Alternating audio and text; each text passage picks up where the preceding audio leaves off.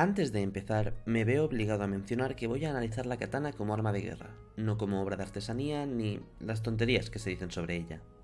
Lo que quiero es destruir algunos de los mitos que circulan a su alrededor, así que obviamente me voy a centrar en los aspectos negativos más que en los positivos. Una vez dicho esto, empecemos. La katana, o espada samurái, posiblemente sea la más mitificada de todas las espadas, pero ¿qué es una katana? Bien, una katana es un sable de filo único, curvado de alrededor de 1 metro de largo y aproximadamente 1 kilo de masa. De ese metro de longitud, entre 30 y 40 centímetros pertenecen a la empuñadura, y los 60 o 70 restantes al filo. La empuñadura es necesariamente larga para dar cobijo a ambas manos del espadachín, pues es imposible controlarla con la precisión que requiere usando una sola mano. ¿Por qué una katana tiene que cogerse con las dos manos si, por ejemplo, una espada ancha europea de una longitud similar puede usarse con una? Bien, hemos llegado a su primer defecto, la técnica de forjado. Hubo una técnica que se desarrolló en Europa, pero no en Japón, el distal tape o cono distal. Podemos definir el distal tape como la diferencia de grosor entre la base y la punta de una hoja. En este diagrama de la espada ancha europea podemos ver perfectamente de qué estoy hablando. Este hecho, sumado a la propia forma puntiaguda de la espada, hace que su peso se concentre en la base y sea, por tanto, mucho más fácil de maniobrar. Las katanas, por contraparte, presentan un grosor homogéneo a lo largo de toda la hoja, y es que de no ser así, el hierro que las compone se habría fracturado. Esto me lleva al siguiente punto. Todos hemos oído los mitos sobre el acero de la katana siendo doblado sobre sí mismo miles y miles de veces, lo cual se supone que tiene que dar algún tipo de propiedad mágica a la espada y bla bla bla bla. Pero para entender esto tenemos que retroceder un paso más en el proceso.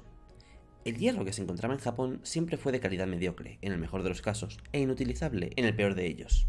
Para poder siquiera plantearse usar ese hierro para crear la hoja de una espada, varios artesanos, o más bien un artesano y sus aprendices, se turnaban para pasar varios días con sus respectivas noches encerrados en la forja, mezclando ese hierro, fundido, con otros metales como el cromo o el níquel, uno por doblez que se hiciera el acero, para incorporar el nuevo elemento a la mezcla.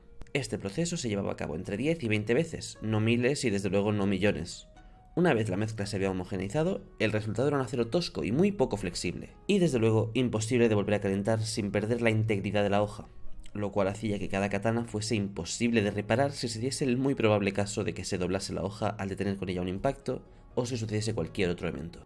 Bien, una vez hemos hablado de su arquitectura, hablemos de su manejo en combate. Como cualquier sable, la morfología curva de su hoja la especializa en cortes, pero su curvatura es realmente minúscula en comparación a, sin ir más lejos, la hoja de una nagirata, también japonesa.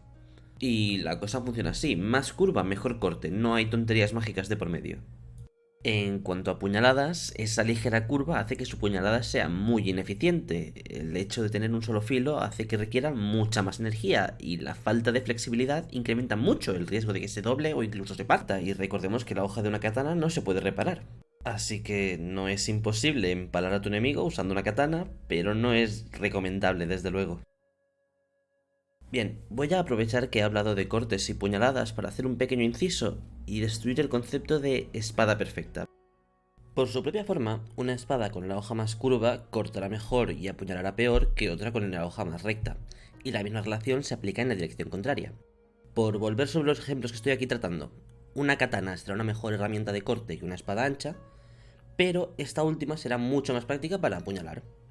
Es imposible que una espada corte y apuñale mejor que ninguna otra.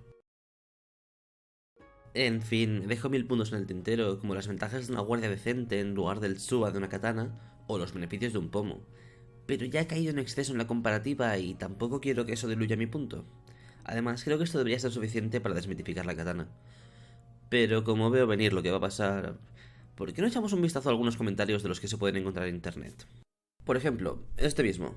Habla de que la katana es la espada más equilibrada. Y esta falacia la he visto mucho para defender a la katana. Pero es directamente absurdo. ¿Equilibrada en qué sentido? O sea, este usuario habla de equilibrio entre corte y puñalada. Ya he explicado cómo el corte de esta katana no es para tanto, ni apuñala bien. En fin, ¿podemos dejar de decir que la katana es la espada más equilibrada, por favor? Es estúpido. Bien, pasemos al siguiente comentario. Aquí este usuario dice que una katana, por ser más complicada de hacer, da como resultado un mejor afilado y un peso mejor. Creo que no hay ningún punto de esta afirmación que sea cierto. Quiero decir, sí, es más complicada de hacer, pero analicemos el resto de puntos.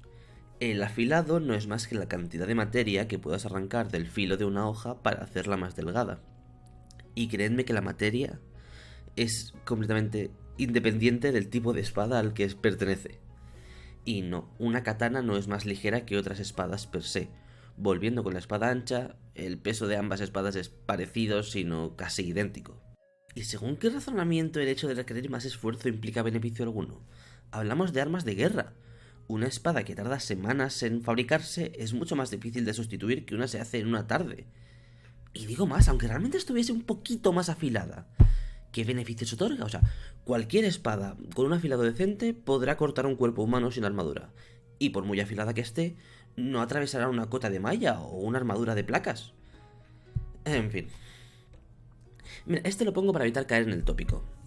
Sí, evidentemente el resultado de un duelo siempre dependerá de la habilidad de ambos participantes. Pero aquí estamos hablando de las armas en sí mismas, en el vacío. Evidentemente cualquier arma será la más impresionante en manos de un maestro. Pongo por ejemplo un monje Shaolin que puede matarte con un bastón de andar. Hablando de monje Shaolin, adivinad de qué va a ir el siguiente rompiendo mitos. El punto está en que si hablase de una situación real, habría mencionado que la espada ancha, al llevarse con una mano, puede acompañarse de un escudo. O que para cuando aparecieron las katanas, en Europa las espadas anchas ya habían evolucionado a espadas bastardas y estas en mandobles. Gente, una espada siempre será el resultado de una serie de decisiones. Para que una espada sea mejor en ciertos aspectos, habrá que comprometer otros. Uno no puede simplemente preguntarse ¿cuál es la mejor espada? Porque siempre dependerá del contexto.